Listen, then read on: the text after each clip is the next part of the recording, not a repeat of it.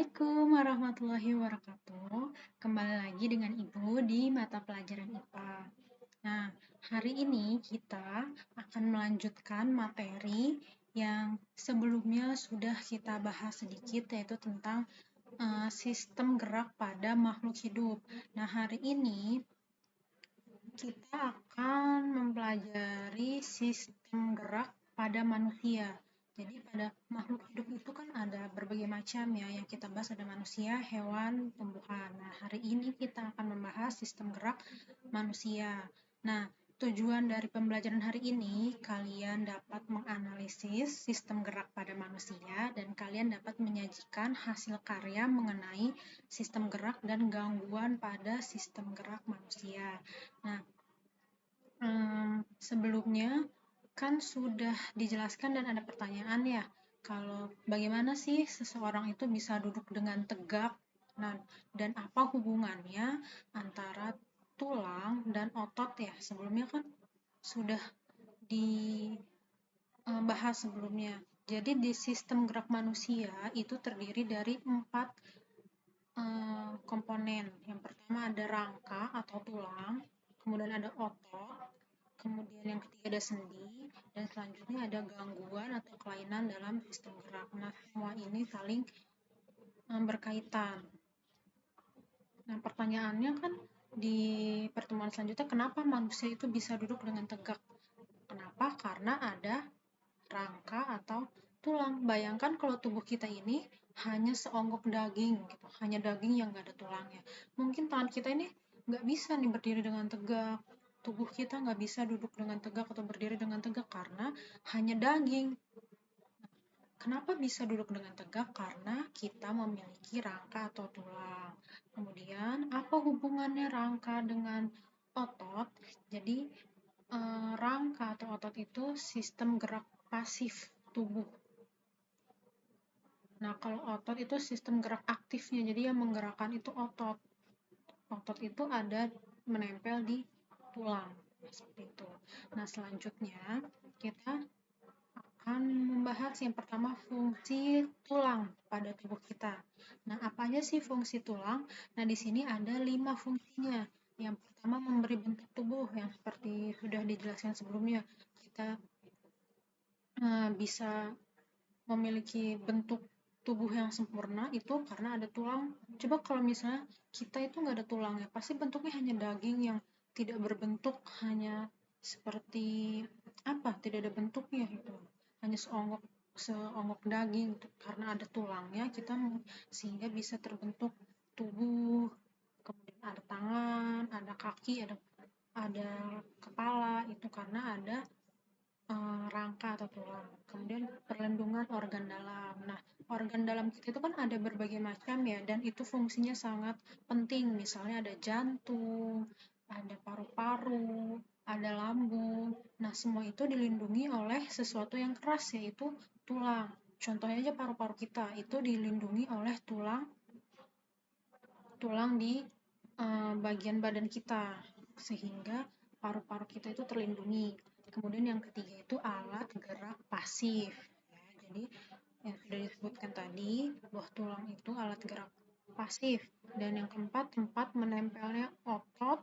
Dan yang kelima, membentuk sel darah merah. Jadi sel darah merah itu selalu muncul.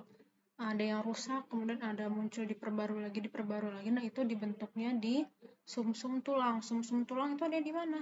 Di bagian rongga tulang. Rongga tulang kita itu terdiri dari sumsum. Kalau misalnya kalian pernah makan bakso sumsum misalnya, itu kan kita makan sumsum yang ada dalam tulangnya kan ya. Nah, iya, itu fungsi sumsum itu menghasilkan sel darah merah. Jadi sel darah merah kita itu setiap hari berganti. Jadi ada yang rusak, ada yang mati, diperbarui lagi, terus menghasilkan sel darah merah itu dari tulang kita itu. Nah, kemudian selanjutnya ada macam-macam tulang. Jadi ada berapa sih tulang di tubuh kita? Sama nggak tulang di tangan, tulang di jari, atau tulang di kepala kita? Itu kan bentuknya macam-macam ya. Jadi ada berapa sih bentuknya? Berdasarkan bentuknya, tulang itu ada yang pertama tulang pipa, yang kedua itu tulang pipih, yang ketiga itu tulang pendek, yang keempat itu tulang tak beraturan. Jadi kalau tulang pipih itu bentuknya, tulang pipa itu bentuknya seperti pipa, jadi kayak paralon, bulat, memanjang. Nah, contohnya itu ada di tulang lengan, tulang paha, betis, tulang kering. Jadi yang tulangnya memanjang dan bentuknya seperti pipa. Nah, kalau tulang pipih itu yang bentuknya pipih, contohnya di tulang rusuk, tulang dada, tulang belikat, dahi, atau tengkorak ini. Tulang tengkorak itu kan pipih ya. Kemudian ada tulang pendek. Jadi kalau tulang pendek itu jadi bentuknya pendek, pendek-pendek. Contohnya di tulang pergelangan. Tulang pergelangan atau tulang telapak kita. Ini kan pendek-pendek ya. Kemudian ada tulang tabraturan. Tulang tabraturan itu berarti bentuknya tidak beraturan, tidak panjang, tidak pipih, tidak pendek. Contohnya tuh ruas-ruas tulang belakang kita. Nah, berdasarkan strukturnya, tulang itu ada tulang rawan dan tulang keras. Jadi kalau tulang rawan itu tulang yang mudah, mungkin kalau misalnya kalian pernah makan ayam, kan ada tulang yang bisa kita makan ya. Atau kalau kalian suka makan ayam, ada tulang yang bisa kita makan. Itu namanya tulang rawan. Nah, bedanya kalau tulang, misalnya kita makan paha nih, ada tulang yang besar itu nggak bisa kita makan, kan pasti kita buang kalau kita makan bagian itu. Nah iya, karena tulang itu ada dua jenis, ada tulang rawan dan tulang keras. Kalau tulang rawan itu berarti dia banyak kolagennya, tapi sedikit zat kapurnya. Nah, contoh itu ada di hidung, di telinga. Ini kan lunak ya, tidak keras seperti tulang di tangan kita. Kemudian ada di sendi, laring, faring, atau trakea. Contohnya kayak tulang muda kalau di ayam ya. Ini ada tulang keras. Jadi kalau tulang keras itu berarti sedikit kolagen tapi banyak zat kapurnya atau kalsiumnya.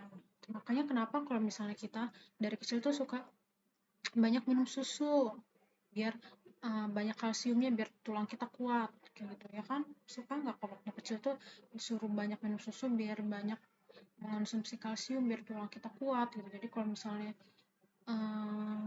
kita jatuh gitu kan, ada yang suka patah tulang, dan mungkin itu kurang minum susu, jadi zat dalam kalsium di tubuh kita tuh kurang.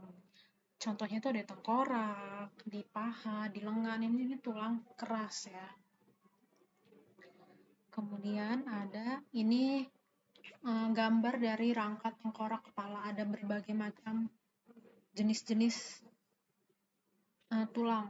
Nah, kebanyakan itu tulang pipih ya, karena bentuknya pipih-pipih. Jadi gabungan antara tulang pipih membentuk tengkorak. Kemudian ini ada gambar tulang ruas belakang. Jadi ini ada di belakang sini dari leher ke bawah. Jadi ada ruas tulang belakang, tulang punggung, kemudian ke pinggang, tulang kelangkang, dan tulang ekor di paling bawah. Nah, selanjutnya ada rangka gelang panggul. Jadi ini kalau kita duduk itu penahannya itu tulang panggul. Nah, ini ada tulang panggul pria dan wanita. Sebenarnya sama ya, cuma mungkin beda ukuran. Kemudian selanjutnya ada rangka anggota gerak. Jadi anggota gerak itu ada atas dan bawah. Kalau atas itu berarti tangan. Nah, kalau bawah itu kaki. Nah, ini ada gambarnya, ada kalau gerakan tangan ada tulang lengan atas, tulang pengumpil, tulang hasta, tulang pergelangan tangan. Nah, kalau rangka bawah itu kaki, berarti dari tulang paha, tulang lutut, tulang betis, tulang kering, tulang pergelangan kaki, tulang jari-jari kaki. Nah, itu ya. Itu contoh dari rangka anggota gerak. Nah, selanjutnya itu ada sendi. Nah, tadi kita udah belajar tulang, selanjutnya sendi. Sendi itu hubungan antar tulang. Misalnya ini tulang, ini kan tulang apa tadi? Tulang apa? Tulang ini ada tulang lengan. Ini ada tulang apa? Tulang lengan atas, ini tulang pengumpil. Nah, hubungan antar tulang ini ada yang namanya sendi. Nah, di sini berarti ada sendi ini di sini. Sendi itu hubungan antar tulang. Nah, ada berbagai macam jenis sendi. Jadi ada 3 macam. Ada sendi mati atau sinartrofis. Jadi dia benar-benar nggak bisa digerakkan. Jadi hubungan antar tulang yang nggak bisa digerakkan. Contohnya ini tadi tengkorak. Tengkorak itu kan gabungan antara tulang pipih, gabungan antara tulang pipih saling berhubungan. Nah, bisa gerak nggak? Nggak bisa ya. Nah, itu namanya berarti sendi mati, nggak bisa gerak. Kemudian selanjutnya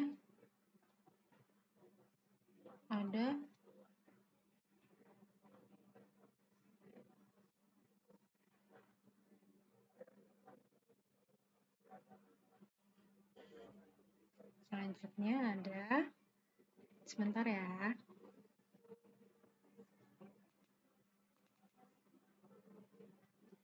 Ada sendi kaku. Kalau sendi kaku itu berarti dia hanya sedikit bisa bergerak. Kalau sendi mati itu nggak bisa bergerak sama sekali. Kalau sendi kaku itu bisa bergerak sedikit. Contohnya ada sendi gerak. Sendi gerak itu yang bisa bergerak ke ini, bisa gerak. Ini bisa gerak. Itu namanya sendi gerak. Nah, sendi gerak ini itu terbagi lagi. Jadi sendi mati, sendi kaku, sendi gerak. Nah, kalau sendi gerak itu bisa dibagi lagi. Nah, sendi gerak itu terbagi menjadi 5. Ada sendi engsel, sendi pelana, sendi peluru, sendi putar, dan yang terakhir sendi geser. Nah, ini perbedaannya harus kalian hafalkan dan pahami ya. Kalau sendi engsel itu bisa bergerak ke satu arah. Sendi pelana itu bisa ke 2 arah. Sendi peluru itu ke segala arah. Kalau sendi putar, sesuai namanya bisa berputar atau berotasi. Kalau sendi geser itu bisa bergeser. Nah, contohnya sendi engsel itu kayak pintu, jadi bisa digerakkan ke satu arah. Kalau pintu itu kan bisa ditarik ke dalam, bisa nggak didorong keluar? Nggak bisa kan, cuma bisa ke dalam. Nah, jadi itu bisa. Nah, itu contohnya. Misalnya siku, nih siku gini. Ini kan satu arah, bisa begini. Bisa nggak diputar ke luar? Jadi kan cuma satu arah. Ini contoh dari sendi engsel, bisa bergerak ke satu arah. Gini, hanya satu gerakan doang yang bisa. Contoh tulangnya seperti ini, gambarnya. Kemudian sendi pelana itu 2 arah. 2 arah itu artinya bisa bergerak ke 2 arah, bisa ke sini, bisa ke sini juga. Ini kan bisa ya. Contohnya ini seperti pelana kuda. Kalau kalian pernah lihat kuda atau orang yang olahraga kuda, yang balapan kuda, atau kalian pernah naik kuda, itu kan ada pelananya. Nah, seperti ini bentuknya seperti pelana kuda. Kemudian ada sendi peluru. Sendi peluru itu ke segala arah. Contohnya pahu atau pinggul. Nah, jadi ini bentuk sendinya itu ada tulangnya yang berbentuk bulat dan ada seperti mangkoknya. Nah, sendi putar itu contohnya di leher atau kepala di sini. Nah, ini contoh gambar sendinya. Kemudian ada yang terakhir sendi geser, itu ada di pergelangan tangan atau kaki. Nah, contohnya gambarnya seperti ini, bisa kalian lihat ya. Kemudian ada otot. Nah, otot itu alat gerak aktif, jadi tulang kita ini digerakkan oleh otot. Otot itu menempel di tulang. Nah, otot itu ada 3 jenis. Ada otot polos, otot lurik, dan otot jantung.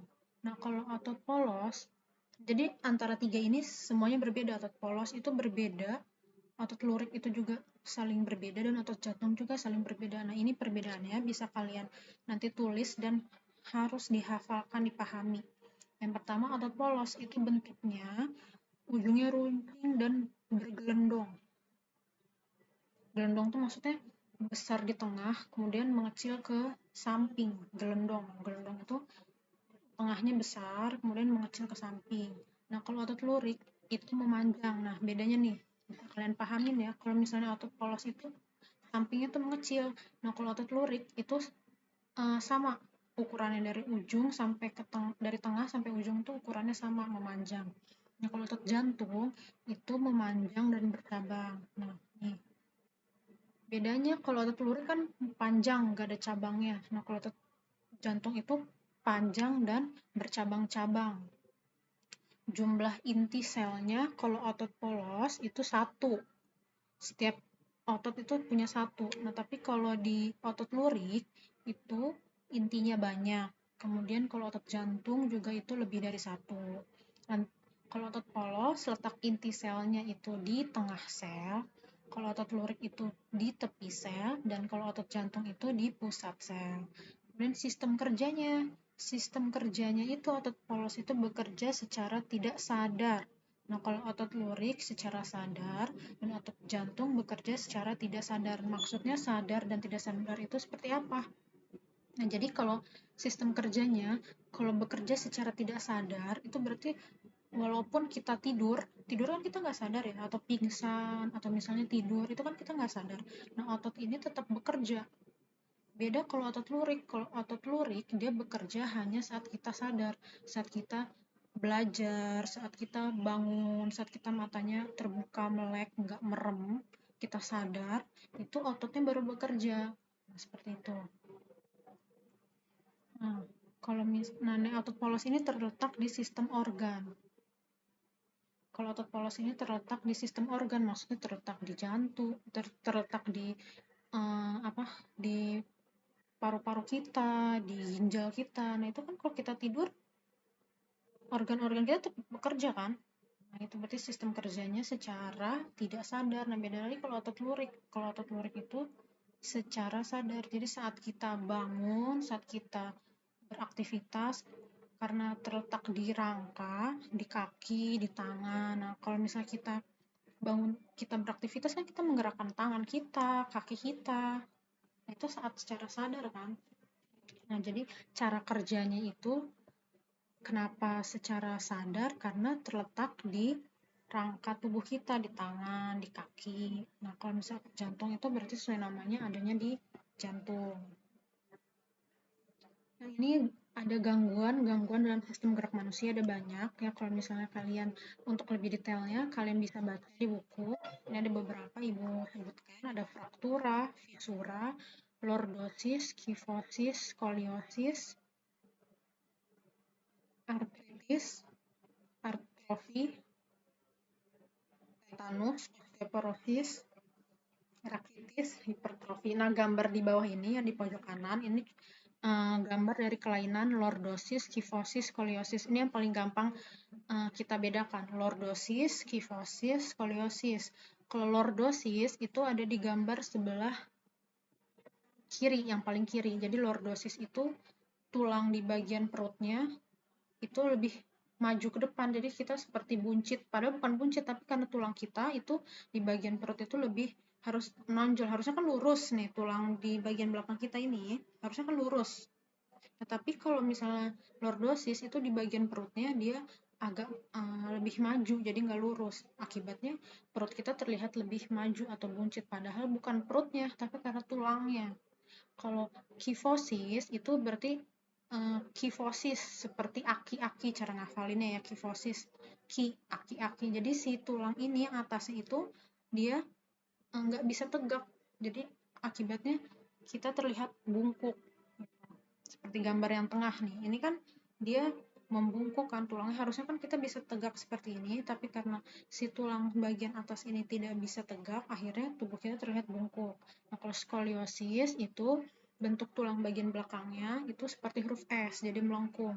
Yang di bagian atas ke sebelah kanan, bagian kirinya ke sebelah kiri. Itu suatu kelainan juga, kelainan pada tulang kita. Harusnya lurus ya, jadi kita bisa duduk tegak seperti ini.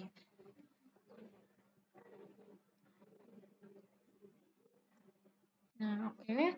Sekian untuk materi hari ini. Untuk tugasnya kalian bisa lihat di Classroom dan jika ada pertanyaan kalian bisa tanyakan di grup daring IPA atau bisa japri ke Ibu. Jadi selanjutnya bisa kalian kerjakan soalnya. Ya, sekian dari Ibu, semoga materinya bisa kalian pahami. Kurang lebihnya Ibu mohon maaf. Tetap semangat belajarnya dan terus patuhi protokol kesehatan ya. Semoga semuanya dalam keadaan sehat walafiat. Sekian dari Ibu. Wassalamualaikum warahmatullahi wabarakatuh.